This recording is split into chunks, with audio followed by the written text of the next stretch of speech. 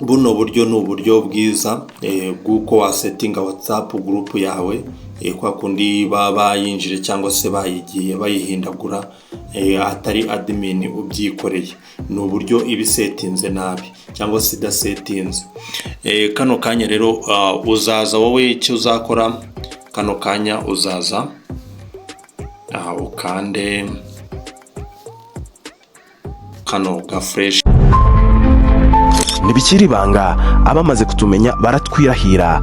Icyanzu.com, igisubizo kuri buri wese wifuza ibikoresho byiza bya electronic 99% byiganjemo iby'aba content creators, kuko twiyemeje kubashyira igorora. Tugufitiye ibikoresho byiza bituma utandukana n'ibibazo by'amajwi, birimo microphone z'ubwoko bwose, zaba iz'imigozi n'izitari iz'imigozi. Ab'amashusho namwe ntitwabarengeje ingohe, kuko tubafitiye ibikoresho bitandukanye bituma utandukana n'ibibazo by'amashusho. Muri byo twavuga nka camera stand, phone stand, ring light, gimbals, amatara ya kamera ndetse n'aya telefone. Kandi ibi byose biri ku giciro gito mu buryo budasanzwe. Akarusho kandi waba uri Kigali cyangwa se uri mu ntara, ibikoresho tubikugezaho mu buryo bworoshye kandi bwizewe. Si ibyo gusa, kuko tugufasha guhitamo ibikoresho ukeneye bigendanye na content yawe ukora. Serivisi dutanga ku Cyanzu.com ni serivisi utasanga hano ndabarahiye. Sura website yacu ni www.icyanzu.com maze wihahire, cyangwa se uduhamagare kuri 0788 42 11 33. Wanadusanga aho dukorera ni Kigali mu mujyi, munsi y'inyubako yo kwa Makuza. Hamwe na Icyanzu.com tugukorera umuti.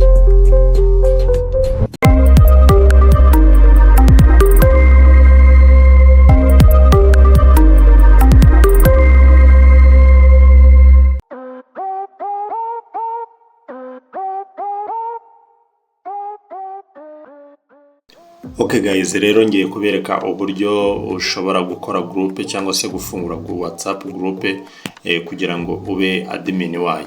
Hari abenshi rero bajyaga babimbaza cyangwa se bakabinyandikira muri comment ndetse no kuri WhatsApp, akenshi na kenshi nkabasubiza ni iyo video nzayikora. Kano kanya rero niyo mpamvu nje kugira ngo nyigukorere ubashe kuba wabona uburyo uyifungura nawe ubwawe. Hari abantu usanga nyine bakunda gukora bino bintu, akenshi agafungura WhatsApp group gusa akigendera, ugasanga nyine iyo group igize ibibazo cyangwa se itangiye guhutazwa na buri mwe wese. Tuzaza hano muri WhatsApp. Cya mbere nuko uba ugomba kuba ufite WhatsApp. Tuzaza muri WhatsApp, niturangiza kuza muri WhatsApp, WhatsApp yacu tuzayizamo, dore ngiyi. Niturangiza hano, yego tuzaza hano muri WhatsApp, tuze hano ku tudomo dutatu. Niturangiza tuze kuri iri jambo mubona ryanditseho ngo new group. Niturangiza kuza kuri iri jambo dukandeho. Niturangiza gukandaho, barakwereka page yindi ije. Icyo gihe tuzaza dushyiremo wenda umuntu, abantu wenda nka babiri, kugira ngo ushatse wowe washyiramo n'abantu bageze muri 5 cyangwa 10, n'abantu bangaye n'ibihumbi 2 bajyamo. Ariko icyo nshaka kukwereka ni uburyo wafungura WhatsApp, warangiza kuyifungura ukayisetinga neza ku buryo nta muntu ishobora kuba yagira yahutaza cyangwa se nawe ubwawe ishobora kugutera ikibazo. Icyo gihe nzaza wenda nshiremo uyu muntu, nindangiza kumushyiramo nzaza nshyiremo n'undi. Niyo washyiramo abantu benshi cyangwa se 100, ugakomeza nta kibazo. Murabona niyo baba ari 1023, murabona bajyaho. Abangaba nabo mfite kuri WhatsApp. Ni ukuvuga ngo rero buno buryo ni uburyo bwiza bw'uko wasetinga WhatsApp group yawe kwa kundi baba yinjire cyangwa se bayigiye bayihindagura atari admin ubyikoreye. Ni uburyo ibisetinze nabi cyangwa se idasetinze. Kano kanya rero uzaza wowe icyo uzakora, kano kanya uzaza ukande kano ga fresh kajya iburyo, nurangiza ukandeho. Rero tugiye kwita groupe yacu izina lovestories.com gutya. WhatsApp groupe yacu nyine ikitwa gutya, tuyireka tuyite gutya, wenda nibyo byaba byiza.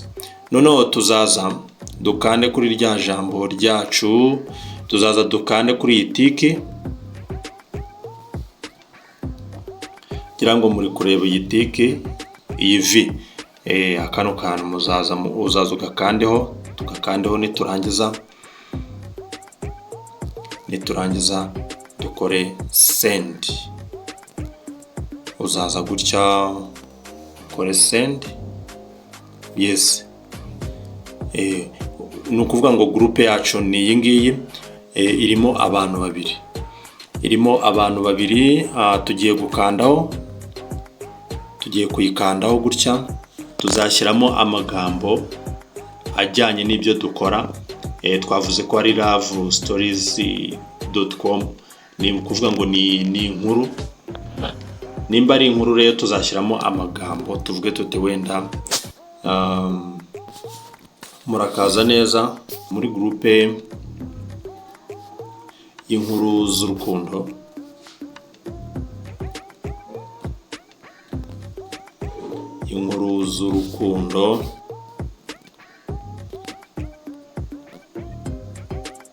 inkuru z'urukundo. Ukababwira ko muri iyi groupe barabujijwe kuzana izindi link. Hasi rero ushobora no kuza ugapestingamo link ya channel, ugapestingamo link ya video, mu gihe umuntu agiye kureba amabwiriza ya groupe cyangwa se y'itsinda ry'izi nkuru z'urukundo. Noneho akaza gukandaho akagera kuri bya bindi ukora.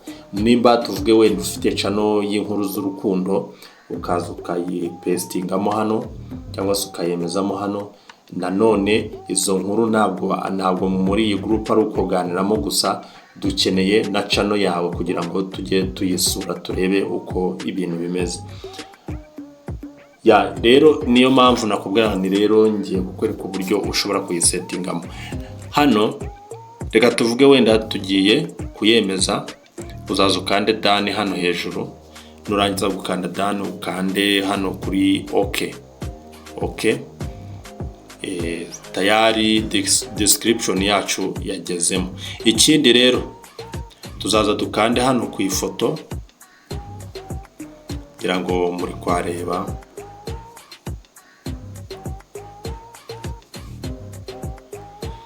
Ku ifoto hano, iyi ngiyi ni ifoto, turakandaho. Niturangiza gukandaho tuze turebe muri gallery yacu amafoto arimo.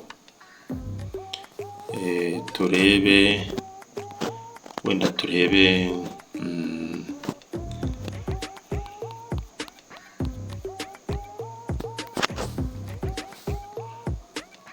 tuzaza turebe muri gallery yacu. Wenda reka dushyiremo iri ngiri, reka dushyiremo iyi foto, kadushyiremo iyi foto. Niturangiza dukande OK. Tegereze gato, murabona ko ya foto yacu ya WhatsApp groupe yahageze. Niturangiza icyo gihe tuzaza scrolling hano, tuzaza hano muri disappearing message, irafunze nta kibazo. Ahubwo tuzaza hano muri group permission, hano niho uzaza, buriya niho ruzingiye. Uzaza hano tugiye kwemeza tuno tuntu, ngira ngo muri kutureba. Muri kubona iyi page nshyashya, group permissions. Twavuze ko group ari lovestories.com. Noneho tuzaza hano kuri member. Muri kubona member hano, kano kajambo ka member muri kukabona. utu nitwo tugambo tugize iyo members can edit group settings. No kuvuga ngo hazaba harimo amazina, ifoto n'amabwiriza yandi watwashyizemo, no kuba bazajya bohereza message zigasibama cyangwa se zikisiba, ndetse no kuba wagira iki wapayininga cyangwa se kuba washyira ubutumwa hejuru umuntu wari wese ugiye gusoma izindi message akaba aribwo abanzaho. Icyo gihe nimba tuvuge tutakanze kano kantu, nimba utakanze kano kantu ngo kamere gutya, icyo gihe ugasanga kameze gutya ukakarekera gutya. Icya mbere cyo bantu nyine bari muri groupe, umuntu ashatse azaza ahindure amabwiriza, ahindure izina, ashatse yahindura ifoto bitewe nuko kano kantu nyine yagahinduye. Dore aka nugafunga kakamera gutya, icyo gihe nta muntu wo muri groupe uzaba wemerewe guhindura buri kimwe muri groupe. Ikindi tuzaza hano kuri send message, members can send message. Ni ukuvuga ngo hano iyo ushatse urakareka kubera ko iyo groupe tuba tugomba kwandikirana. None ikindi kongeramo abantu, members can add other members. Iyo tugafunze gutya nta muntu ube washobora gushyiramo undi muntu keretse abihawe uburenganzira cyangwa se agasaba uburenganzira admin akaba ari we umushyiramo. Ariko iyo kameze gutya nta kibazo umuntu wari wese yashyiramo mugenzi we, kugira ngo utazata umwanya cyangwa se wabuze uburyo ubyakiramo, cyangwa nko kwa kundi umuntu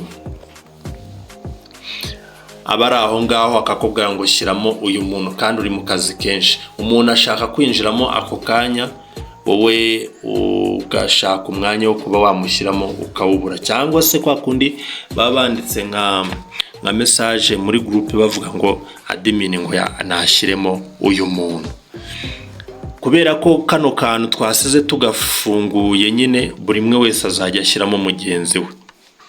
Mbere yuko umushyiramo uzajya ubanza umubwire ibibujijwe muri groupe. Kwari igihe ageramo ugasanga atangiye gutera akavuyo cyangwa se atangiye gushyiramo ibintu bitajyanye na groupe. Hano nanone barakubwira ngo admin ashobora kwa approvinga cyangwa se kwemerera umuntu ugiyemo. Akangaka ushatse wanakareka kagaguma gafunze gutya, kuko ntabwo aba ari ngombwa kugira ngo umuntu ugiye kwinjiramo ubashe kumukingurira cyangwa se umuhe karibu muri groupe, kwa kundi dukanda kwibuto kugira ngo nyine uwo muntu tumwemerere.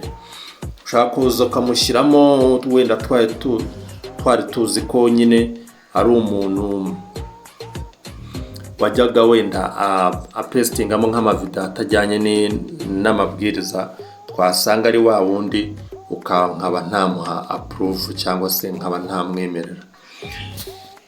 Yes, group admins edit, group admins hano nyine baba bakwereka ko ari wowe nyine wari ukoze urwo rubuga.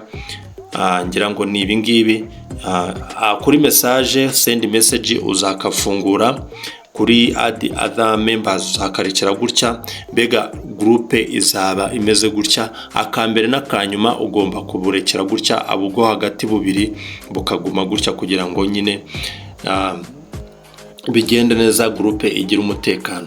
Nanone hari cya gihe mu kohereza message, hari gihe tuba turyamye, admin akavuga ati ngewe rero ngiye kuba tufunze groupe kugira ngo twese turyame. Hari ukuntu ubu ushinzwe nko gukemura ibibazo muri groupe ukajya kubona abantu benshi nk'igihumbi cyangwa se nk'ijana banditse ibibazo bakubaza muri groupe.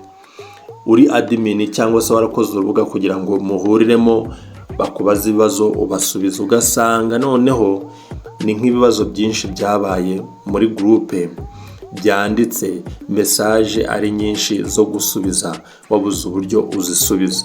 Cyagiye rero ufata umwanya wo kuba wasubiza ibyo bibazo, wenda ukaza ukavuga uti ngewe abantu bagiye kohereza ubutumwa ngiye kuba mfunze groupe. Babandi rero bafunga groupe, ba admin bafunga groupe, mukajya kubona saa 12 wenda saa 11 avuye mu kazi ahise ajya kuruhuka, wenda nka saa 2 mugiye kurya mukajya kubona groupe bayifunze, ntacyo wemerewe kubaza cyangwa se ntacyo wemerewe kwandika muri groupe.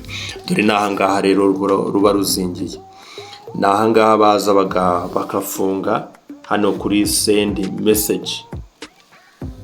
Ahangaha kano kabuto kariya muri kureba araza akagafunga, yarangiza kugafunga mwebwe mukabura ikintu mwandikamo, mugasanga hari abantu banditse kuva mu gitondo kugera saa 11 wenda banditse bagiye basubizwa.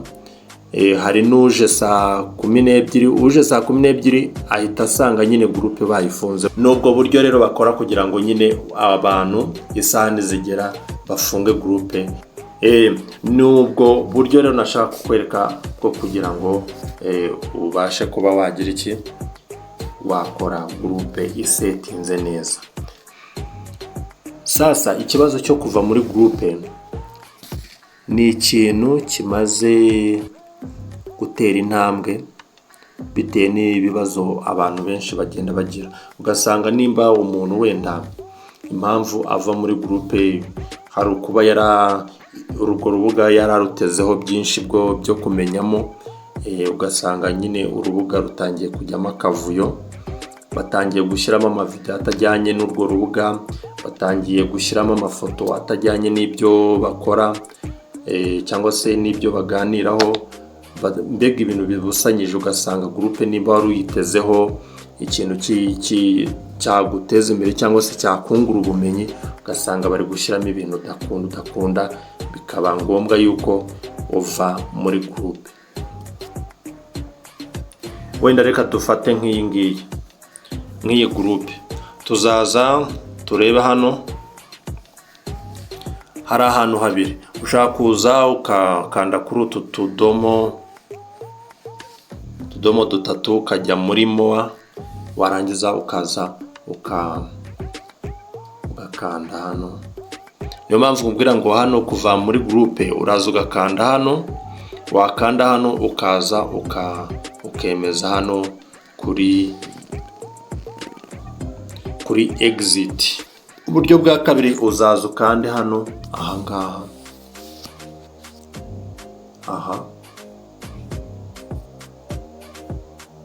uzaza ukande hano kuri iri zina, nurangiza kuhakanda umanuke uze hano hahandi nakweretse, nurangiza uhakande. Nanone bazaguha kano kajambo. Nibwo buryo bwa kabiri. Ubwa mbere uzaca hariya ku tudomo dutatu ujye kuri moa hasi, nurangiza kujya kuri moa hasi bazakwereka exit group. Ubwo buryo bwa kabiri uzaza ukande kuri iri zina rya groupe, nurangiza ujye hasi umanuke scrolling hasi ubone iri jambo exit group. Murakoze rero, mwari kumwe na mwarimu Eugene. Kanda kuri iyo video ije muri screen kugira ngo ukomeze ubane natwe 5 kuri 5.